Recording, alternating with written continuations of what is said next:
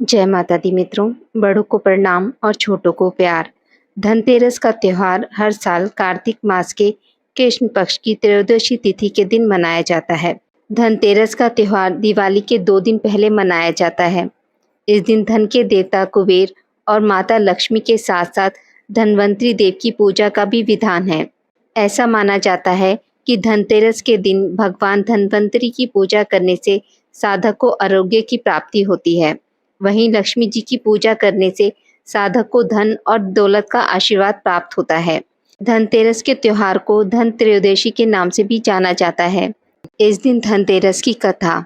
एक समय भगवान विष्णु मृत्यु लोक में विचरण करने के लिए आ रहे थे।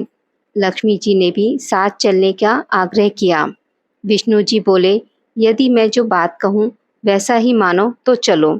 लक्ष्मी जी ने स्वीकार कर लिया और भगवान विष्णु लक्ष्मी जी सहित भूमंडल पर आए।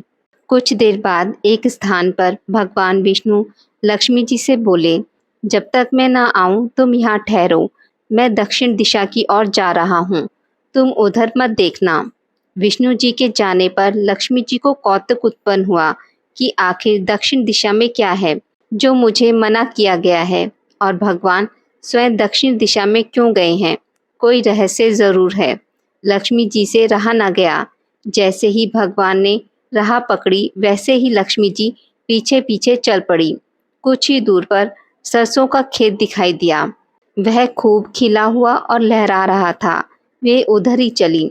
सरसों की शोभा से वे मुग्ध हो गई और उसके फूल तोड़कर अपना श्रृंगार किया और आगे चली। आगे गन्ने का खेत खड़ा था। लक्ष्मी जी ने 4 गन्ने लिए और रस चूसने लगी। उसी क्षण विष्णु जी आ गए और यह देख लक्ष्मी जी पर नाराज होकर शाप दिया।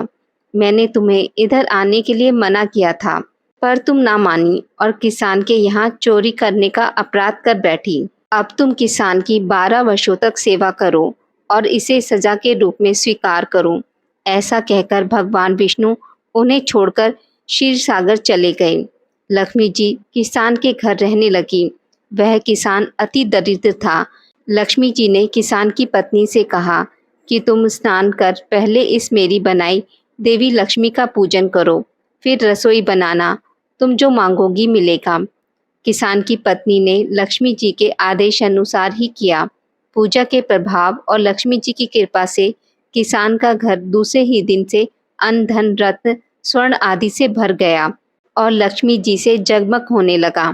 लक्ष्मी जी ने किसान को धन धान्य से पूर्ण कर दिया। किसान के 12 वर्ष बड़े आनंद से कट गए। 12 वर्ष के बाद लक्ष्मी जी जाने के लिए तैयार हुई। विष्णु जी लक्ष्मी जी को लेने आए तो किसान ने उन्हें भेजने से इनकार कर दिया। लक्ष्मी जी भी बिना किसान की मर्जी के वहां से जाने को तैयार नहीं थी। तब विष्णु जी ने एक चतुराई की। विष्णु जी जिस दिन लक्ष्मी जी को लेने आए थे उस दिन वारुणी पर्व था। इसलिए किसान को वारुणी पर्व का महत्व समझाते हुए भगवान ने कहा कि तुम परिवार सहित गंगा में जाकर स्नान करो और इन कौड़ियों को भी जल में छोड़ देना। जब तक तुम नहीं लौटोगे तब तक मैं लक्ष्मी जी को नहीं ले जाऊंगा। लक्ष्मी जी ने किसान को 4 कौड़ियां गंगा को देने को दी। किसान ने वैसा ही किया। वह सपरिवार गंगा स्नान करने के लिए चला। जैसे ही उसने गंगा में कौड़ियां डाली वैसे ही 4 हाथ गंगा में से निकले और वे कौड़ियां ले ली। तब किसान को आश्चर्य हुआ कि वह तो कोई देवी है।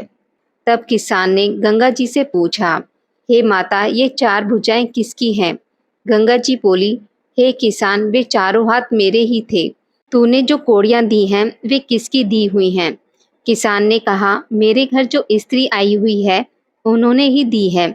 इस पर गंगा जी बोली कि तुम्हारे घर में जो स्त्री आई है वह साक्षात लक्ष्मी जी हैं और पुरुष विष्णु भगवान हैं।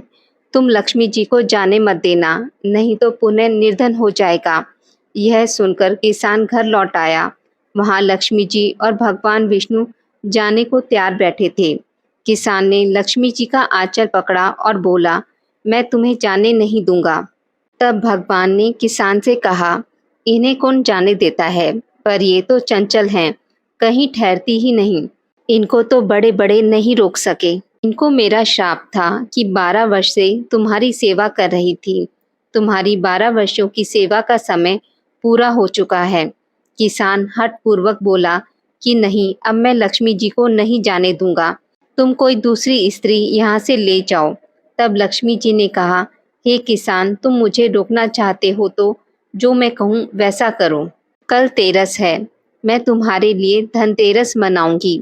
तुम कल घर को लीप पोत कर स्वच्छ करना, रात्रि में घी का दीपक जलाकर रखना और सायंकाल में मेरा पूजन करना और एक तांबे के कलश में रुपया भरकर मेरे निमित्त रखना।